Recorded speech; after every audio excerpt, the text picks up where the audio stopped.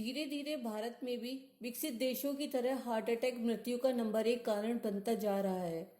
अक्सर आपने देखा होगा, जब परिवारजन मरीज को लेकर अस्पताल पहुंचते हैं तो वहां पर इलाज करने वाले डॉक्टर्स मरीज के घर वालों को अनेक बातें बताते हैं। बहुत बार ऐसा होता है कि वह इन बातों का ठीक से मतलब नहीं समझ पाते।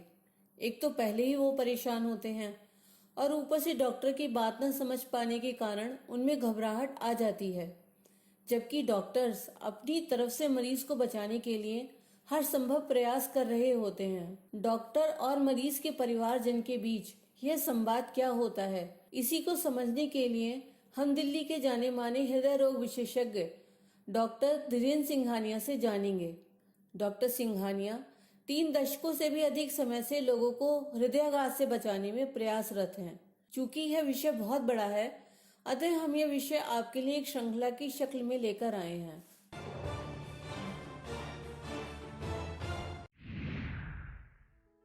हार्ट अटैक जो हमारे हार्ट है या दिल है, वो हमारे शरीर का एक बहुत ही महत्वपूर्ण अंग है और उसका काम है पूरे शरीर को खून की सप्लाई करना। इस काम को करने के लिए, जो कि वो जीवन पर्यंत करता है, उसको 3 नसें खून देती हैं जिन्हें हम कोरोनरी कहते हैं, और वो लगातार सारी जिंदगी हार्ट को खून देती हैं, जिससे वो ऊर्जा प्राप्त होती है कि पूरी बॉडी को खून पहुंचता है। अगर इन नसों की सप्लाई सडनली बंद हो जाए और उससे जो ऊर्जा मिलनी है उस मांसपेशी को काम करने के लिए वो बंद हो जाए, तो वो हार्ट की मांसपेशी खून ना मिलने की वजह से मरने लगती है, और इस मरने की प्रक्रिया को मांसपेशी के दिल का दौरा कहा जाता है। और ये अक्सर जानलेवा बीमारी होती है अगर उसका सही समय पे इलाज ना किया जाए तो। इसको पहचाने कैसे कि जो व्यक्ति है उसको दिल का दौरा पड़ रहा है? कुछ लोगों को ये पता ही नहीं चलता है कि दिल का दौरा हो रहा है, क्योंकि वो जानते नहीं है कि ये क्या चीज़ है और उसको पहचाने कैसे। इसलिए जानना बहुत ज़रूरी है कि अमूमन हमारे यहाँ शरीर में सीने के पीछे दिल होता है, तो इस जगह पे, जिसको हम लोग रेट्रोस्टर्नल एरिया कहते हैं, इस पे शरीर में बहुत ज़्यादा दबाव या दर्द महसूस होता है, जो कि बाहों में जा सकता है, स्पेशली बाईं बाह में। कभी कभी सिर्फ हाथ में दर्द आ रहा होता है, उसके साथ में पसीना आ रहा हो या उल्टी आ रही हो। कुछ लोगों को सिर्फ जलन की फीलिंग होती है, और वो जलन की फीलिंग भी पेट के ऊपरी स्थान पे बहुत ज़्यादा फील हो रही होती है। कुछ लोगों को बहुत पसीना आता है, कुछ लोगों की सांस उखड़ती है, कुछ लोगों को चक्कर आ जाते हैं और जिसमें कि वो बेहोश हो सकते हैं। अगर इनमें से कोई भी चीज़ हो रही है और हमें ये महसूस हो रहा है कि ये बात दिल की हो सकती है, तो घर के अंदर एक एस्पिरिन की गोली अमूमन लोग रखते हैं अपने सर दर्द या और चीज़ों के लिए।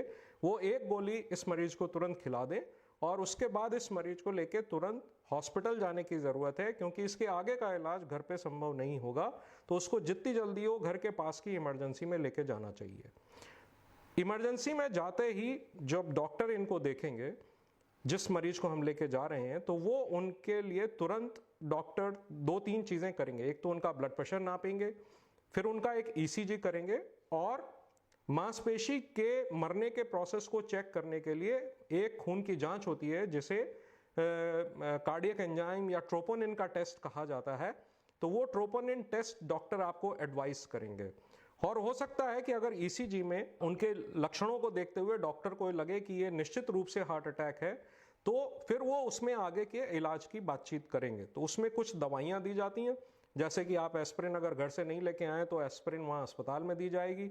उसी तरह की कुछ और दवाइयाँ होती हैं खून पतला करने की, जो कि 4 से 6 गोली एक साथ खिलाई जा सकती हैं उस समय।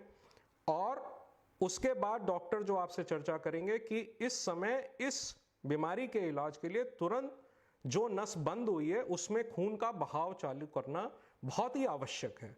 अगर वो बहाव चालू हो जाता है, और ये बहाव, इसमें एक समय सीमा भी होती है कि अगर बहाव वो जल्दी चालू हो गया, तो जो दिल का दौरा पड़ रहा है उसका जो काम है कि हार्ट की मांसपेशी को खराब करना, वो बीच में रुक जाता है।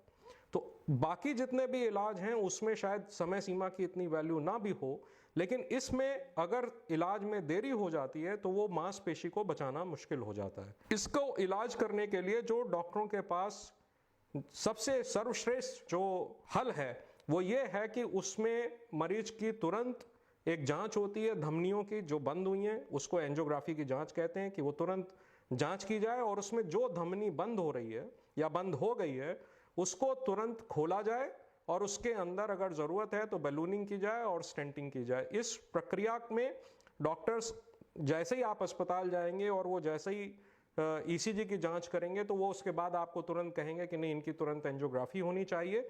और उसके बाद एंजियोग्राफी के बाद वो ऑलमोस्ट ज़्यादातर लोगों में ये कहेंगे कि अब इनकी एंजियोप्लास्टी या स्टेंटिंग की ज़रूरत है। अपना सवाल पूछने के लिए आप अपने मोबाइल से वीडियो बनाकर स्क्रीन पर दिए गए नंबर या ईमेल पर हमें भेज सकते हैं। हमारे नए वीडियो की जानकारी के लिए आप हमारे YouTube चैनल को सब्सक्राइब करना ना भूलें।